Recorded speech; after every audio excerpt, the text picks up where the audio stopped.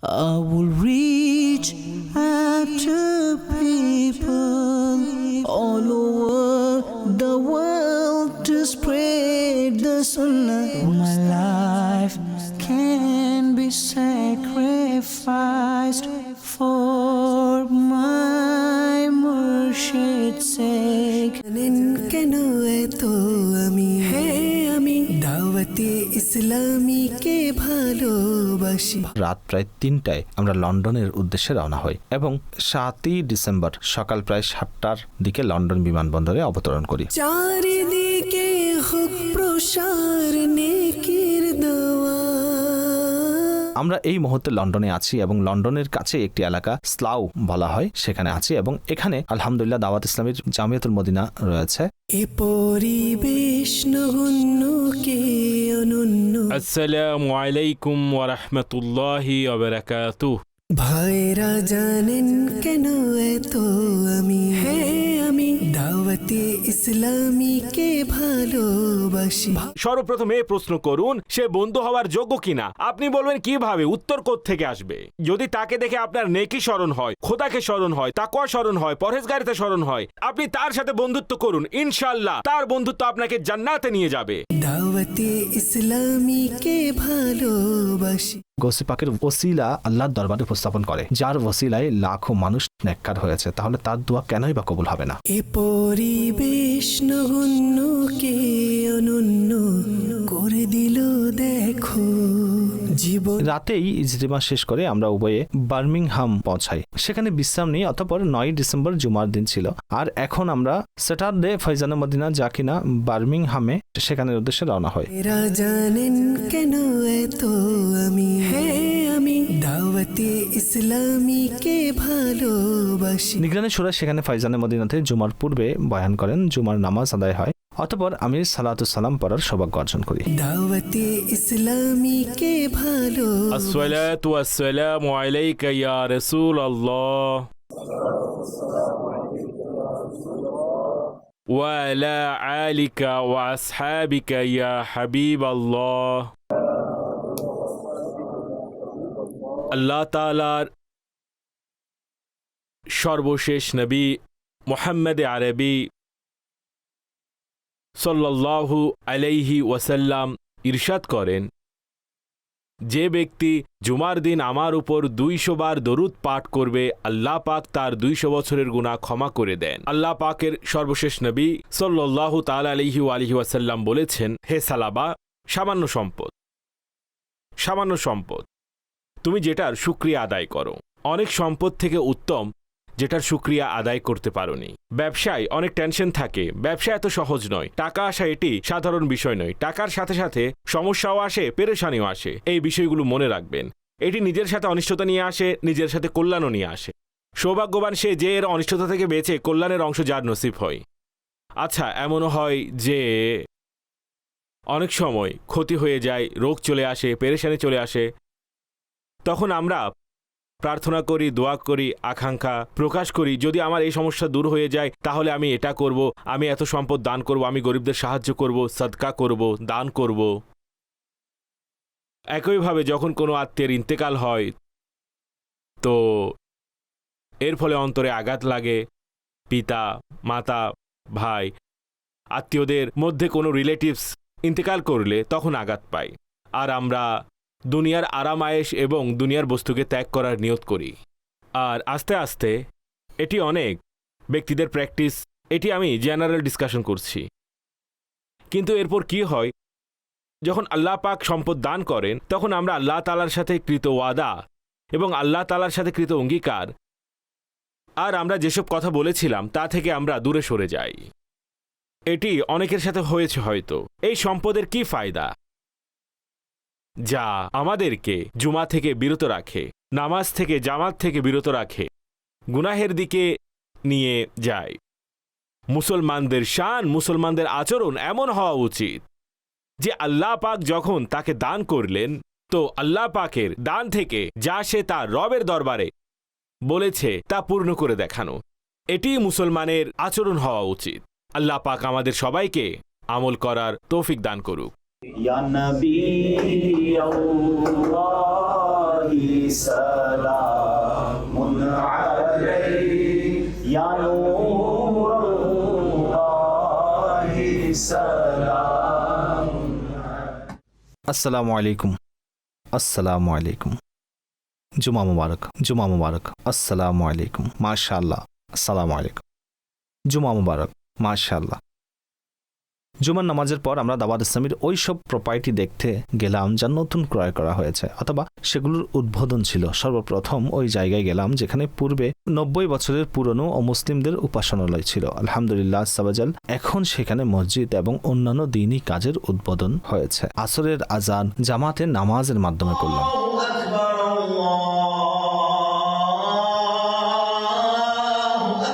ভাইরা জানেন কেন এত আমি, হ্যাঁ আমি দাওয়াতে ইসলামীকে ভালোবাসি, ভালোবাসি। এর উপর দয়ার নজর আছে নবীর, তাই তো একে এত ভালোবাসি, ভালোবাসি। তাই তো একে এত ভালোবাসি, ভালোবাসি।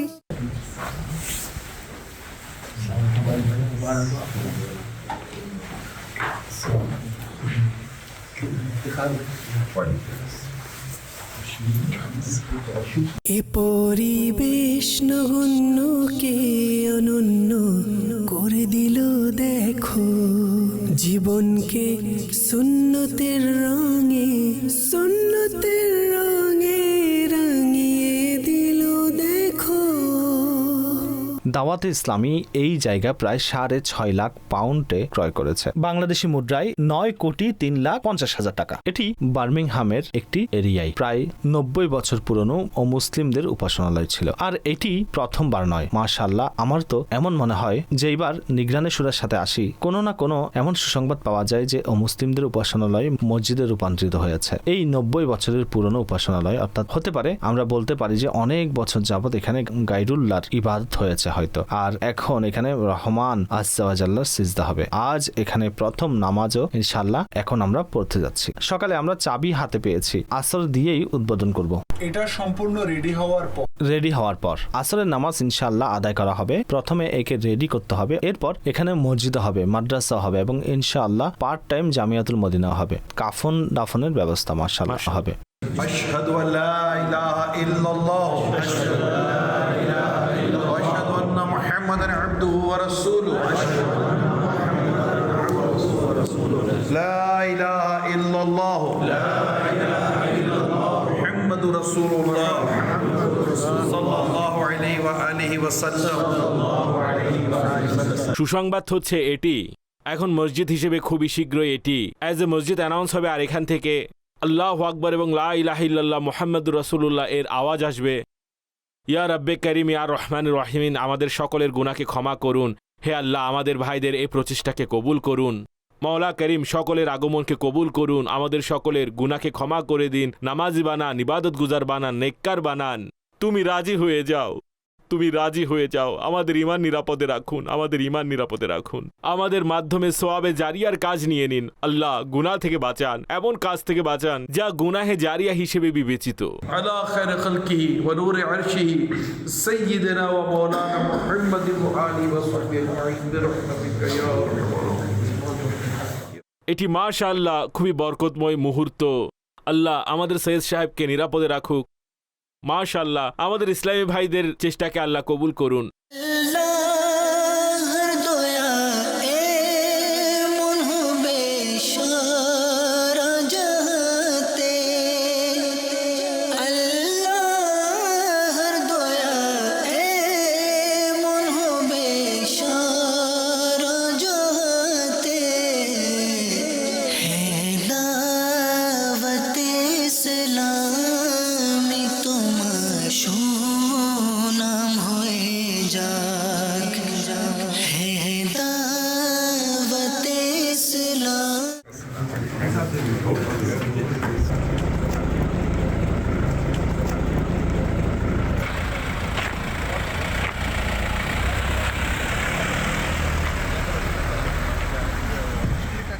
ইতিমধ্যে বার্মিংহামে দারুল মদিনার ৪র্থ ব্রাঞ্চের উদ্বোধন হয়েছে, তাই সেখানের উদ্দেশ্যে রওনা হই। সেখানে গিয়ে পরিস্থিতি পর্যবেক্ষণ করলাম। দৃশ্য দেখে চোখে আনন্দের অশ্রু চলে এলো এবং হৃদয় আবেগপ্লুত হলো যে দাওয়াত ইসলামী কতটা জোশ এবং জজবার সাথে মুসলিম দেশে দ্বীনি ইসলামের কাজ করছে এবং ইসলামী শিক্ষা ব্যবস্থার মাধ্যমে ভবিষ্যৎ প্রজন্মের ঈমান ও আকীদাকে হিফাজতের ব্যবস্থা করছে।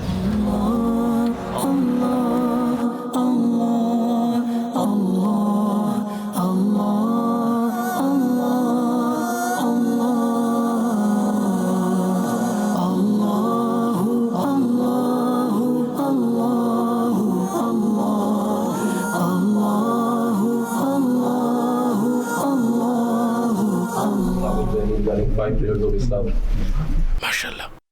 আসসালামু আলাইকুম। জাযাকাল্লাহ। আসসালামু আলাইকুম।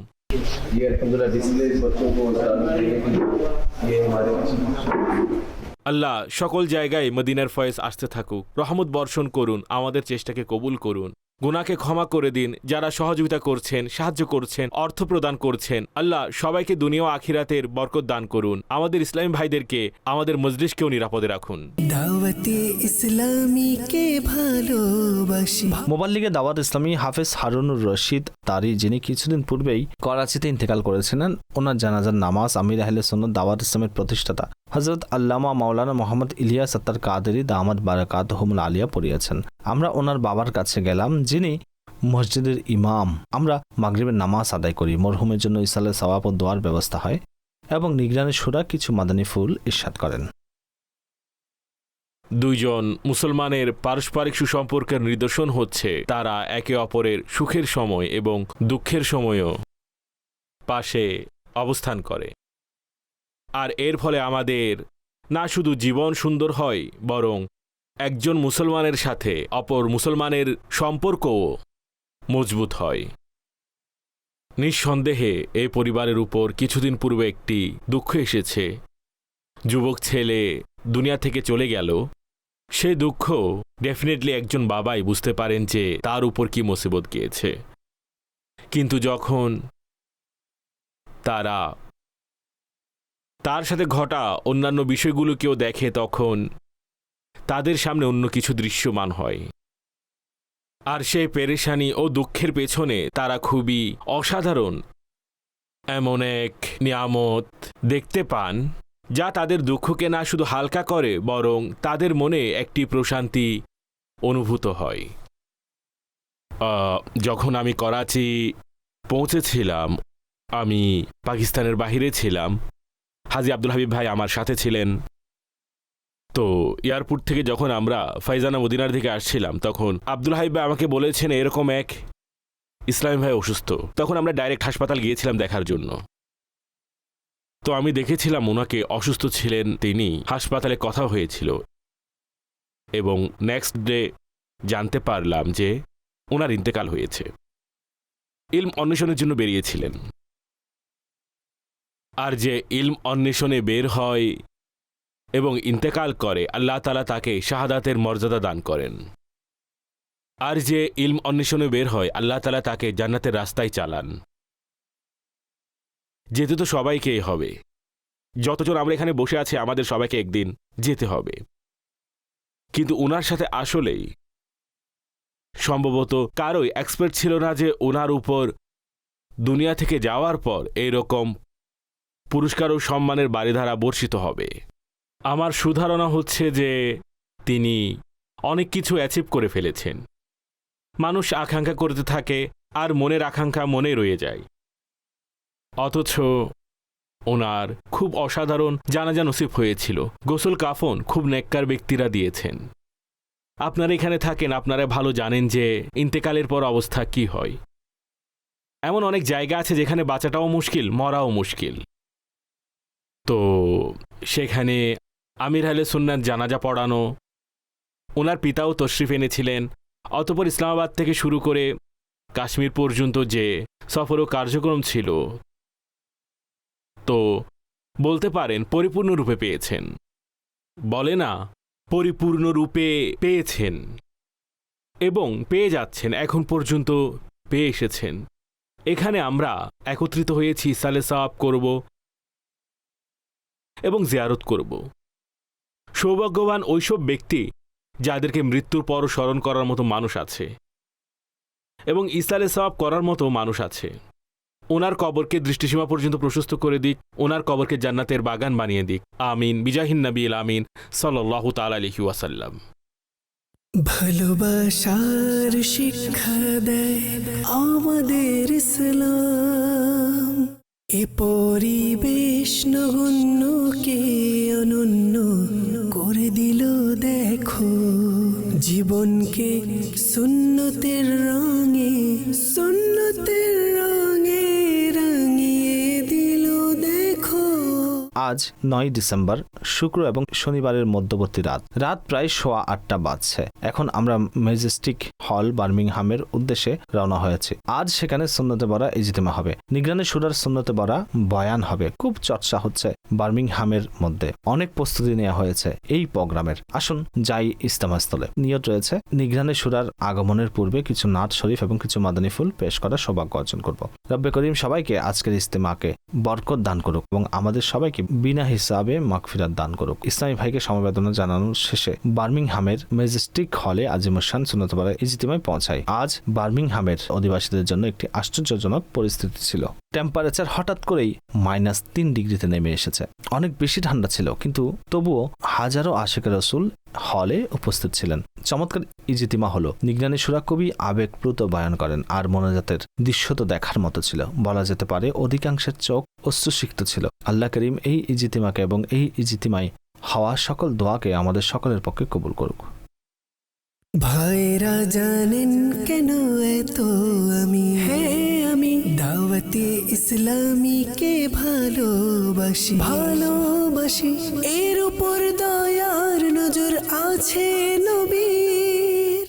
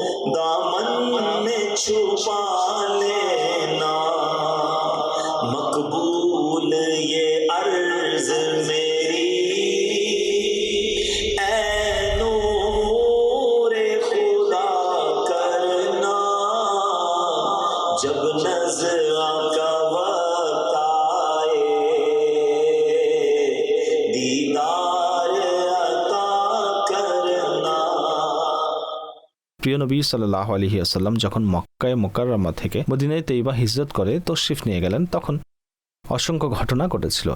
Actually, that particular travel from Makkah to Medina for Hijrah.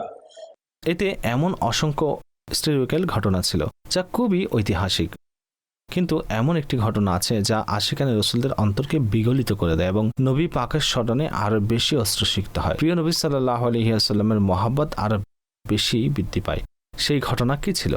When the messenger of Allah sallallahu alaihi wasallam alongside a few honorable companions alayhi ridwan set out on his hijrah from Makkah to Medina, he passed by the tent of Ma'bad radiyallahu ta'ala anha. She was not yet Muslim at this time, but she was a woman of great intellect and understandings. Sitting next to her tent, she would offer food and drink to travelers passing by. The Prophet ﷺ and his companions alayhi ridwan passed by her tent and intended to purchase meat and dates from her for their journey. It just so happened that there was nothing left in her possession except a frail goat in one corner of her tent. The Prophet ﷺ asked, "O Ma'bad, what is this goat like?" In reply, she explained there is no milk in her udders and she has never given birth. এমন ছাগল ছিল যা দুধও দেয় না, তার তাঁবুতে একটি বকরি ছাড়া কিছুই ছিল না। The Prophet ﷺ recited Bismillah and proceeded to rub his cure. Giving hand over the goat's udder and back, he then made dua for it, and immediately the goat began to give milk. Everyone drank their fill from this until the Prophet ﷺ and his companions Ridwan departed. Some time passed. When the husband of Ma'bad returned home to the tent, he was astonished to see such a large quantity of milk. Ma'bad, he exclaimed, "Where did all this come from? We did not have any animal in our home capable of producing milk." Subhanallah. By Allah, Ma'bad replied, "Just now a blessed individual passed by us." একজন ব্যক্তি এসেছিলেন, মোবারক ব্যক্তি ছিলেন, তিনি আমাদের তাঁবুতে আসলেন এবং আমাদের ভাগ্য জাগ্রত করে চলে গেলেন। Her husband then requested, "Describe his appearance. Describe his appearance to me." আল্লাহু আকবার, আমাকে খুলে বলো তিনি দেখতে কেমন ছিলেন। মa'bad নবী পাকের নামও জানতেন না। সামান্য সময় নবী পাক সাল্লাল্লাহু আলাইহি ওয়াসাল্লামের সহবত পেয়েছে। প্রিয় ইসলামী ভাইরা, এখন ma'bad রাদিয়াল্লাহু তাআলা আনহা নবী পাকের অবয়ব বর্ণনা করলেন। ওই যে বলে না, কিছু মিনিটের জন্য এসেছিলেন এবং দিওয়ানা বানিয়ে চলে গেছেন।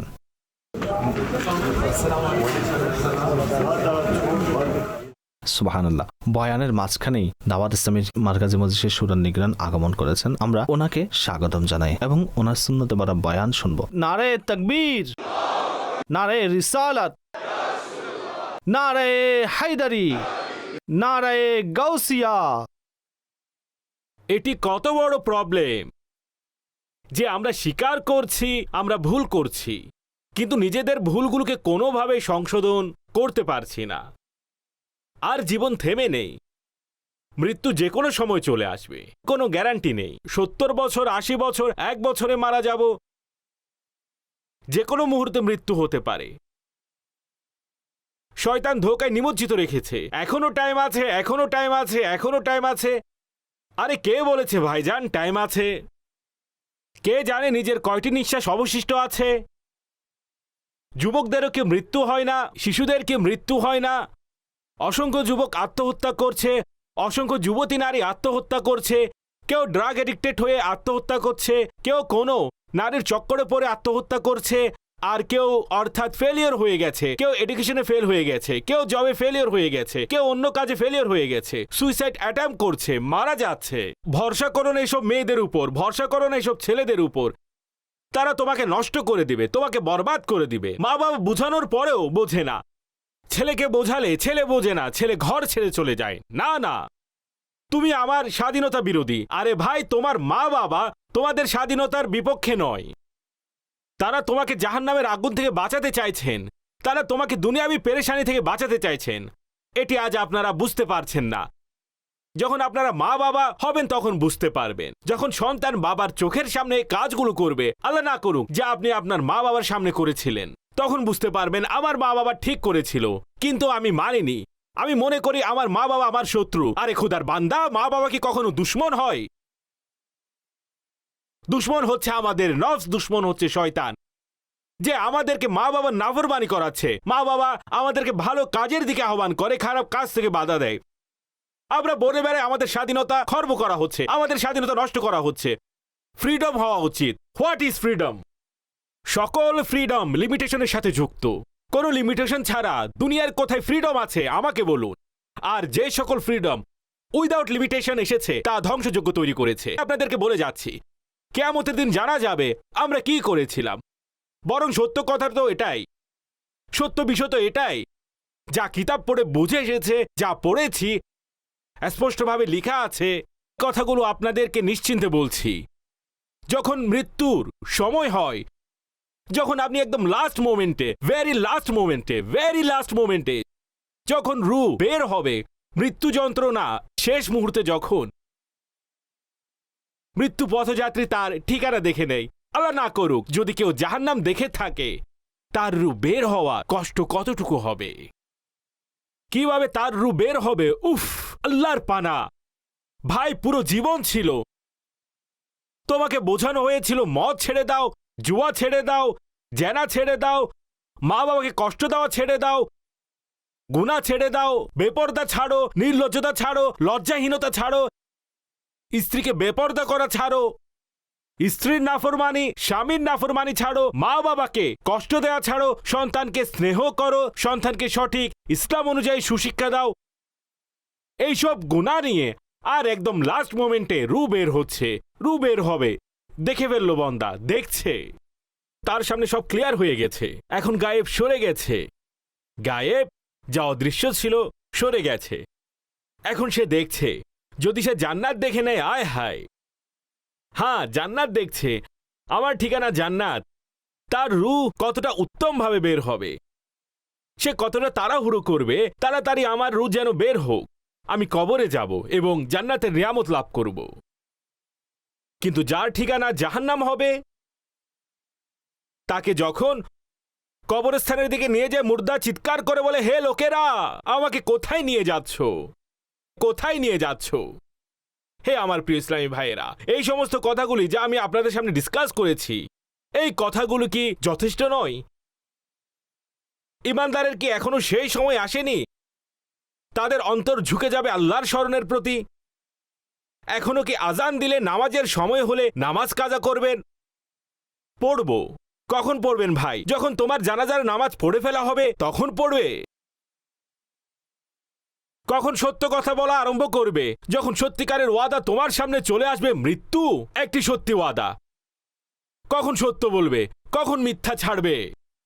আমাদেরকে জাহান্নামের আগুন থেকে বাঁচান, আমাদেরকে আগুন থেকে বাঁচিয়ে নাও, আমাদেরকে কবরের আযাব থেকে বাঁচাও, আমাদেরকে মৃত্যু যন্ত্রণা থেকে বাঁচাও, ঈমান হারা হওয়া থেকে আমাদেরকে বাঁচাও।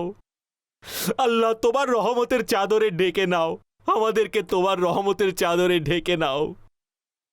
চলা ফেরা মোর, ওঠা বসা মোর, আসা যাওয়া মোর, চাওয়া পাওয়া মোর, হোক তোমার তরে পূরণ, সে দোয়াই করিয়া আল্লাহ।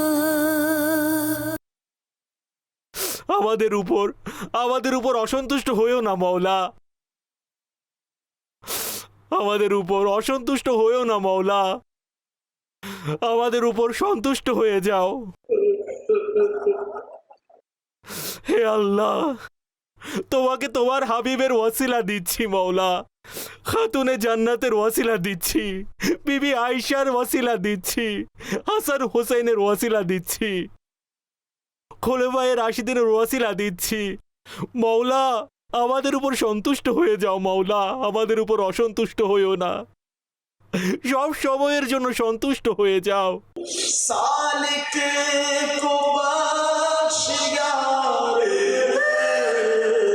गोलाई के सजा है, सालिक को बख्श या रब,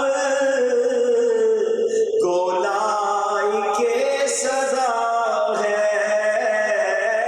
वो किस हिसाब में है, मैं किस हिसाब में हूँ मौला, मैं किस हिसाब में हूँ, मेरा हिसाब कैसा, मैं किस हिसाब में हूँ, मेरा हिसाब कैसा, मुजरिम हूँ, रूसिया हूँ, और लायके सजा हूँ, मुजरिम हूँ, रूसिया हूँ, और लायके सजा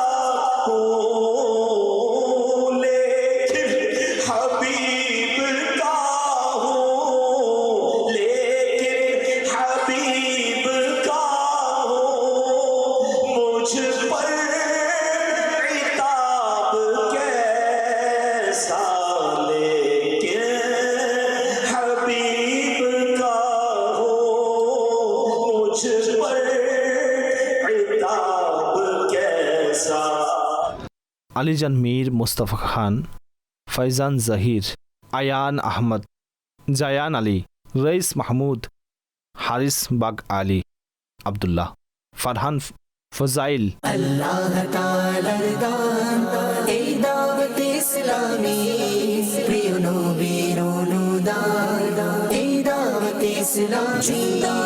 আল্লাহ তাআলার দান এই দাওয়াত ইসলামী, প্রিয় নবীর অনুদান এই দাওয়াত ইসলামী। রহমতের করুণা এই দাওয়াত ইসলামী, রহমতের করুণা এই দাওয়াত ইসলামী, শয়তানের যাতনা এই দাওয়াত।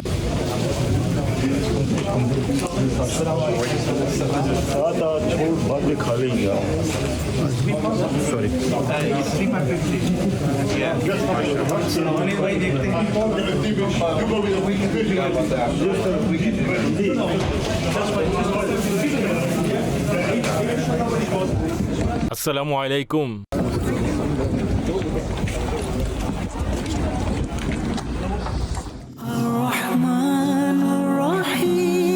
স্যাটারডে এবং 10 ডিসেম্বর ফয়জানে মদিনা বার্মিংহাম থেকে আমরা বের হচ্ছি। আমেরিকা, কানাডা, ইউকের ইসলামী ভাইগণ সাথে আছেন।